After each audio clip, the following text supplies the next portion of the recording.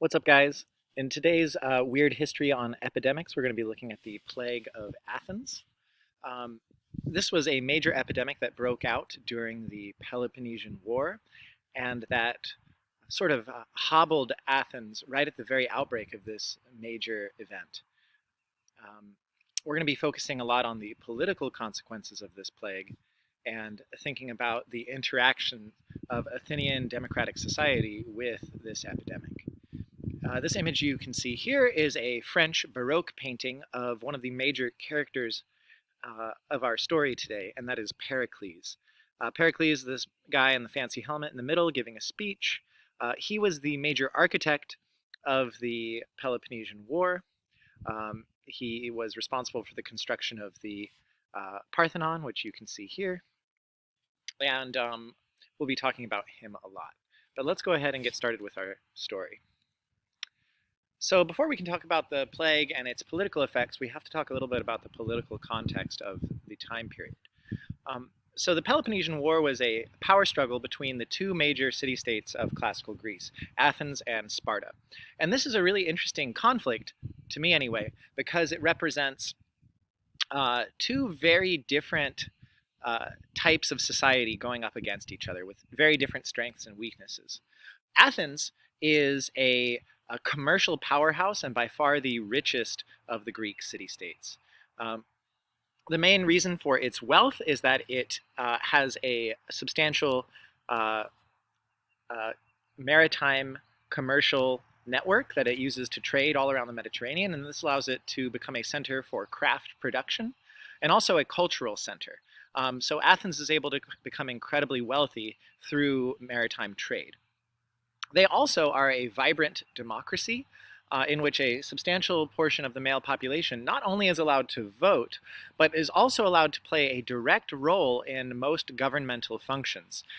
People can be elected to serve as generals or to serve as city magistrates, and pretty much everybody is allowed to serve as a judge in various trials and whatnot. So that's Athens. Sparta is more or less the exact opposite. Sparta is a conservative oligarchy in which basically a small handful of older men have total power, and they exercise a very sort of conservative, traditional regime that is focused pretty much exclusively on military dominance. About two-thirds of Sparta's whole population are slaves, known as helots. And these helots are forced to farm and produce pretty much everything that Spartans need in order to maintain their military force. The other one-third, known as Spartan citizens, are allowed to train pretty much their entire life to become just totally amazing, epic warriors, which is the main thing that Sparta is still remembered for today. And Sparta has a super powerful land-based army. So you have two very different, very powerful societies going up against each other. A very powerful land-based Sparta and a very powerful, wealthy, maritime-based Athens. These two states actually cooperate with each other during the Persian Wars, which end around 450 BCE.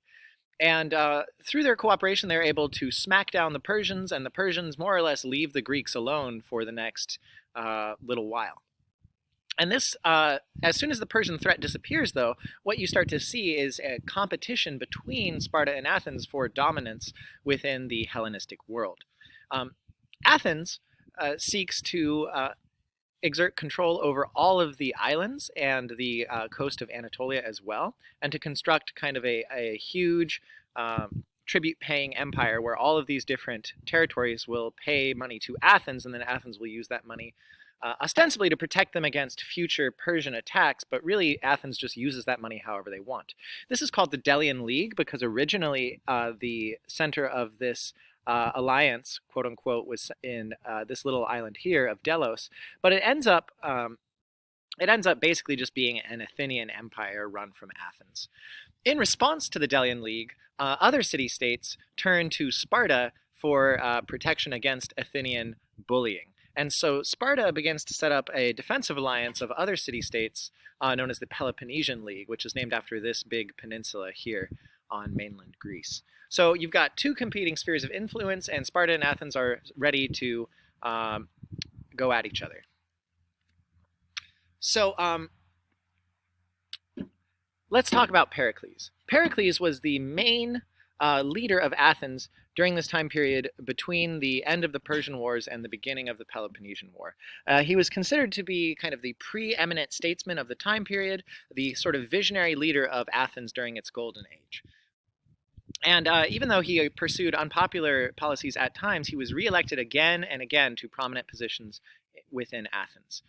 The historian Thucydides was a major fan of Pericles, and he argued that Pericles was able to show real leadership because he was so popular and so preeminent that he was actually able to pursue unpopular policies even in a direct democracy. And here's what Thucydides writes. He says, Pericles, indeed by his rank, ability, and known integrity, was enabled to exercise an independent control over the multitude.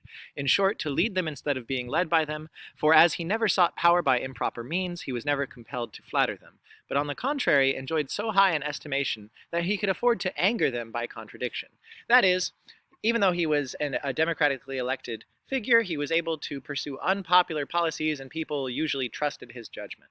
So under Pericles, Athens goes through a period of economic and cultural flourishing. As a result of all of the money coming in from the Delian League, which he was largely the architect of, Athens is able to build up a huge navy, and they are also able to construct a number of architectural marvels, including the Parthenon. And so during this time, Athens is feeling pretty good about itself. But they do recognize that Sparta and the Peloponnesian League are a check on further Athenian expansion. And so Pericles comes up with a plan to basically take down Sparta and to assert Athenian dominance throughout the Greek world. And this is his plan. First, his plan is to build a wall. Specifically to build a wall around Athens and its port city Piraeus. That way, they will be impervious to Spartan attacks. The Spartans aren't really great at siege warfare. They don't really build big fancy siege engines. They basically just surround the city and wait for the city to give up. But if Athens is connected to its port city by walls, that means that Athens can resupply itself by sea, and they could just hold out indefinitely against Sparta as long as their navy is still active. So once the walls are built, Pericles picks a fight with Sparta by bullying one of Sparta's smaller allies, and they get Sparta. The war starts in 431 and BCE, and Sparta invades Athenian territory. And the Athenians just let the Spartans invade. They figure that since Sparta is so amazingly powerful on land, it's safer just to pull back into the city and attack them by sea. And that's what they do. They begin to launch naval raids down into the Peloponnese, where they attack coastal cities, and they also begin freeing the Helots, hoping that they will rebel against the Spartan rule. And these naval raids are fairly successful. And basically, Pericles assumes that Athens can just do this every year and wait for the Spartans to give up, or wait for some sort of massive slave uprising to destabilize Spartan society to the point where they have to stop fighting. Okay, so that's the plan. It doesn't work. Can anybody guess why this plan doesn't work? Well, the answer is a massive epidemic. The Plague of Athens breaks out in the second year of the Peloponnesian War. And think about it. This is the perfect environment for an epidemic.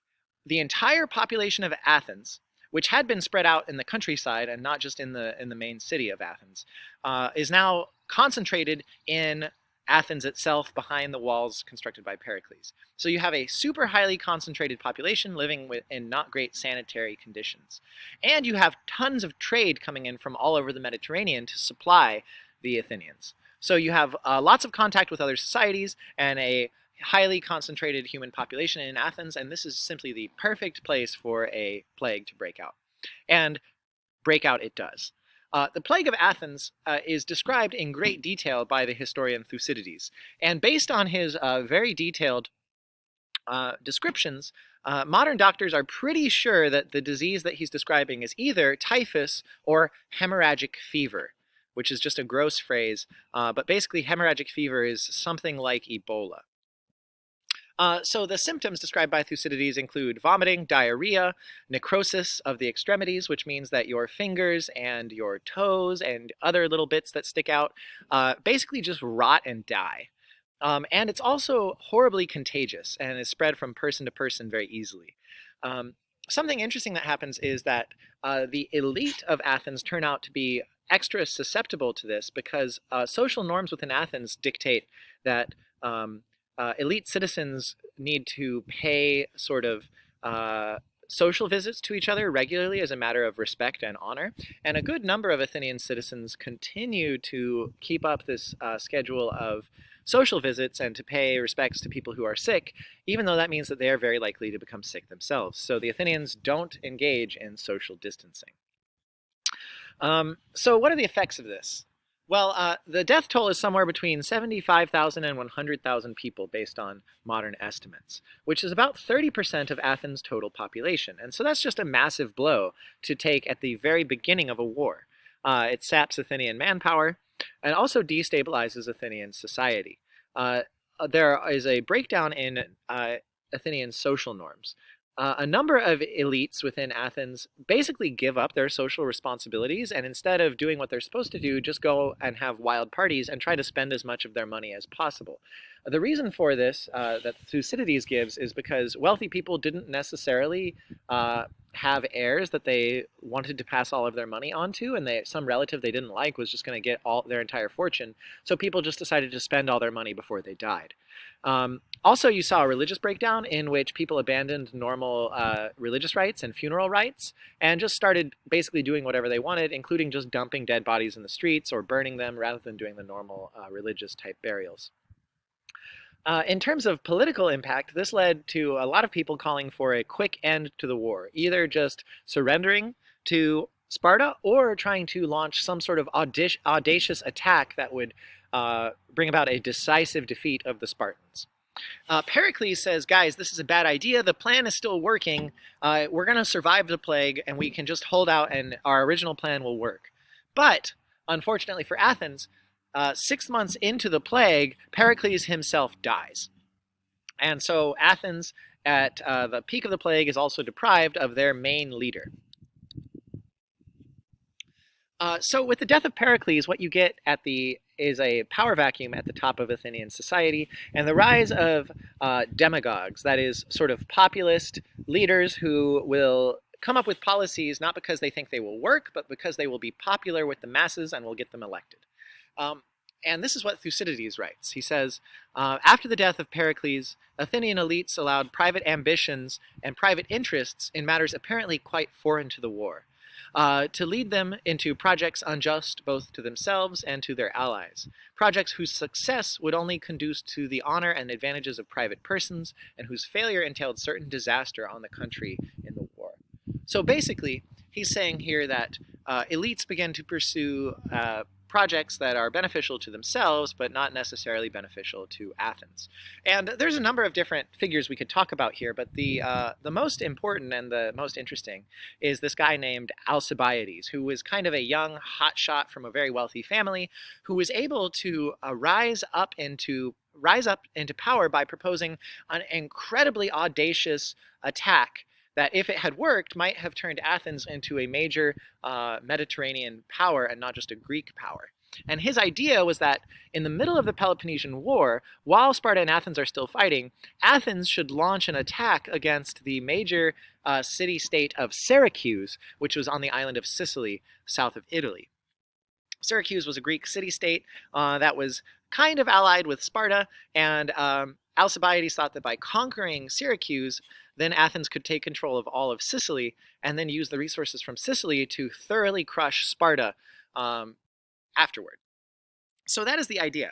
And this is a very risky maneuver, but if it had worked, it might have worked spectacularly, and you might have seen the rise of some kind of Athenian empire throughout the entire Mediterranean region. But what happens instead is Alcibiades makes a number of very powerful and influential enemies within Athenian society.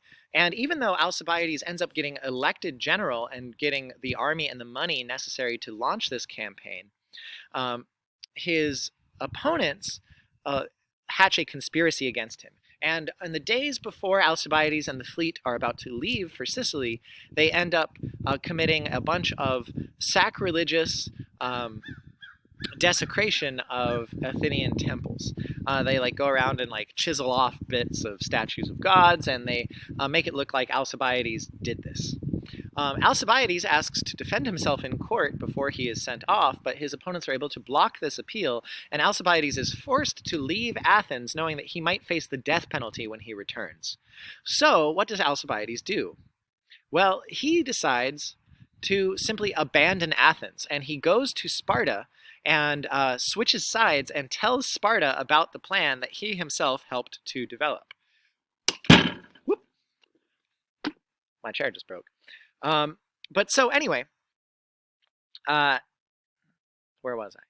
Oh yeah, but so anyway, Sparta now with this information is able to launch their own fleet and to land their own Spartan army on Sicily. And they're able to work together with the people of Syracuse to defeat the Athenian army and to destroy the Athenian navy. And this is a massive blow that basically seals Athens' fate. It's not totally over. Athens actually has enough money saved up to simply rebuild its fleet. But at this point, Athens is not looking so hot, and the Spartans are actually able to convince the Persians to enter into the war on their side. And now Athens is facing an alliance of Syracuse, Sparta, and the Persians. And eventually this leads to the defeat of the Second Athenian fleet and the encirclement of Athens both by land and sea. Eventually Athens is forced to surrender. The Spartans are able to enter the city. They demolish the walls of Athens, and they also abolish Athenian democracy, instead installing a series of dictators who are friendly to Sparta. So that's the end of the Peloponnesian War. It's a war that really nobody wins, because even though Sparta comes out on top, the cost of fighting a 27-year war against Athens has also taken its toll on Spartan society, and Sparta never really recovers its former strength either. This leads to instability and infighting within Greece and the rise of Thebes, which is a more northern city-state, as a major power. But basically nobody is able to emerge as dominant, and this continues until, from kind of out of nowhere, the Macedonians show up and defeat everybody and create a new empire under Macedonian rule.